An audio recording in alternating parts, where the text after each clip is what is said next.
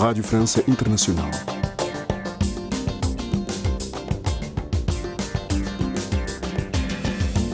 Segunda parte da nossa emissão, estamos em contagem decrescente para o Mundial de Futebol no Catar.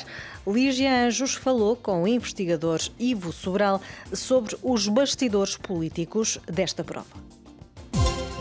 Convidado.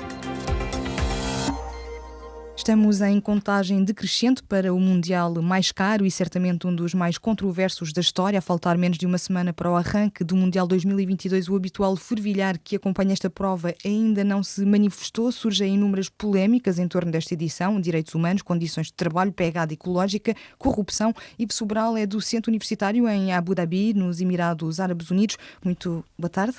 Olá, boa tarde. Por que motivo este Mundial no Catar incomoda tanto? Esta questão do Mundial no Catar começou com uma série de questões que foram levantadas pela rapidez como foram construídos os próprios estádios, como foi o processo de escolha, inclusive, do Catar para este Mundial. Portanto, desde o início, houveram aqui uma série de fatores que atraíram as piores atenções possíveis para este evento, que é exatamente o contrário dos objetivos que a diplomacia do Catar tinha quando preparou este objetivo, que tem a ver com a política de soft power e de projeção do Catar na cena internacional. O que acontece normalmente é que, quando se trata de soft power, é a criação de uma série de eventos internacionais, por exemplo, onde um país pode fazer, digamos, uma publicidade positiva, uma espécie de nation branding, ou seja, a criação de uma imagem positiva para o mercado internacional e para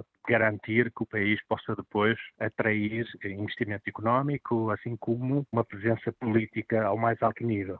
Até porque são esperados 1 milhão de adeptos no Catar. Foram construídos 7 estádios em 8 nos últimos anos, quando o Catar tem pouca tradição futebolística, nem campeonato nacional tem.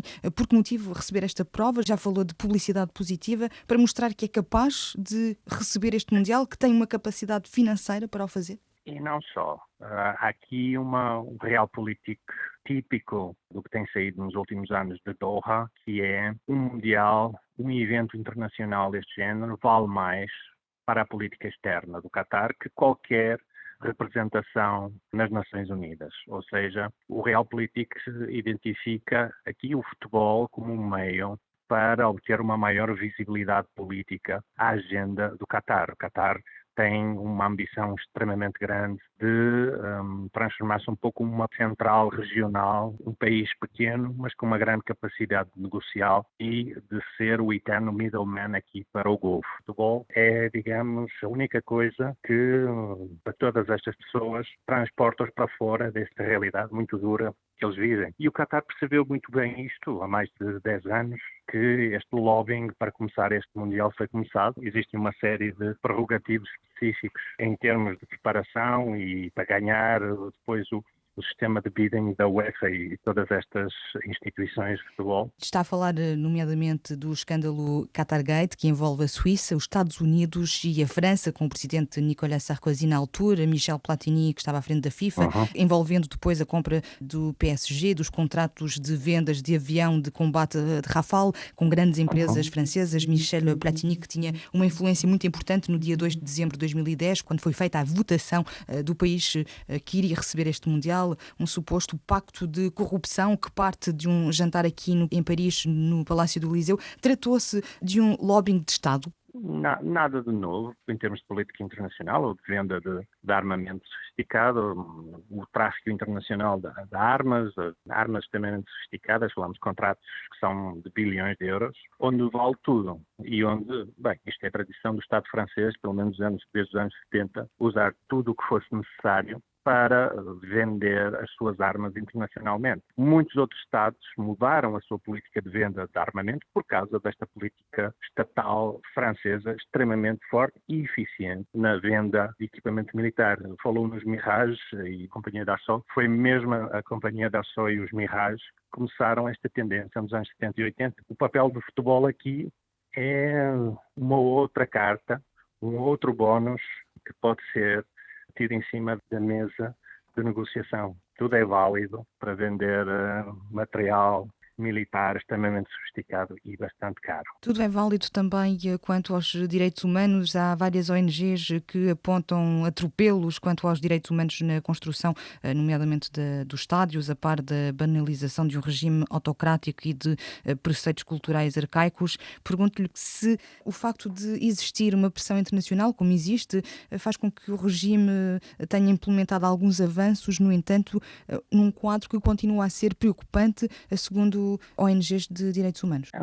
Infelizmente, muitos países apontam estas mesmas falhas a outros países, mas continuam a vender os mais sofisticados mecanismos possíveis de monitorização, por exemplo, de chamadas a esses países, de controle de redes de Wi-Fi, e países como a Alemanha, por exemplo, a França, onde muitas cidades atualmente recusam-se a fazer as chamadas praças com os ecrãs gigantes para mostrar o Mundial, são estas mesmas que continuam a vender e, no fundo, a criar esta clientela em todo o mundo, inclusive no Qatar. Um comportamento cínico? Sim, o cinismo é normal. A Europa há muitos anos que, desde o início, que faz isso. Sinceramente, a minha opinião é que, se calhar, querem um preço maior ou melhor no que vão vender depois ao Qatar ou outros países, e estas mesmas pressões funcionam também para isso. Ou seja, aqui uma duplicitude de comportamento. Por um lado condenam, mas por outro lado continuam a vender todos os mecanismos.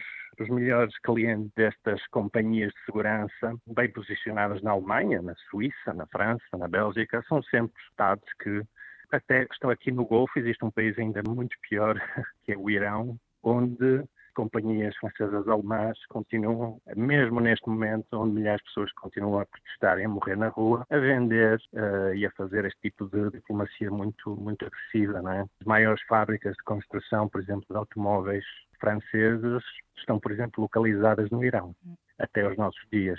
O Qatar é só mais um ambiente onde isto é bastante patente. O balanço carbono é 8 vezes superior ao estipulado pela FIFA, apontam organizações não governamentais. O Qatar terá, portanto, de investir 3,6 milhões de crédito carbono, investindo, por exemplo, na plantação de florestas para compensação carbónica.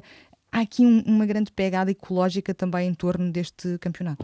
Sem dúvida. A realidade do Golfo é esta. São sociedades completamente vocacionadas para a utilização de energias fósseis em massa, que o Qatar também é um dos maiores produtores do mundo. Quando fala nessa pegada de 3 bilhões, também temos que falar na pegada de 200 a 300 bilhões de euros que a Europa vai pagar ao Qatar pela compra de gás natural, já que o Qatar é o terceiro maior produtor de gás do mundo, a seguir à Rússia e a seguir ao Irão, que estão os dois, obviamente, os dois primeiros estão proibidos de vender gás à Europa neste momento. Se falarmos de pegada carbónica do Qatar, também temos que falar da total e absoluta necessidade da Europa comprar o gás natural do Qatar. Está a utilizar essa mesma superioridade que tem. Foram assinados vários acordos, por exemplo, com a Alemanha e a Polónia, e muito provavelmente outros países seguirão. O Qatar está a posicionar-se como o maior produtor de gás natural do mundo, tentar fazer esses mesmos acordos, mas, no entanto, muitos países da Europa, por causa da crise ucraniana e a crise energética mundial, já saíram completamente dos vários acordos energéticos que tinham, e digamos que 2022 vai ser um ano para esquecer em termos de todos estes discursos ambientais, porque a realidade desta guerra terrível que a Europa enfrenta obriga os países a encontrarem outras soluções e ter que comprar o gás natural do Qatar ou de outros países. Há outros países na linha que já se ofereceram para colmatar esta falha. Um deles será a Venezuela, que eu saiba não é o melhor país, com o melhor track record de direitos humanos sequer. E não existem opções boas para a Europa. Era Ivo Sobral, do Centro Universitário em Abu Dhabi, nos Emirados Árabes Unidos, foi o nosso convidado desta terça-feira.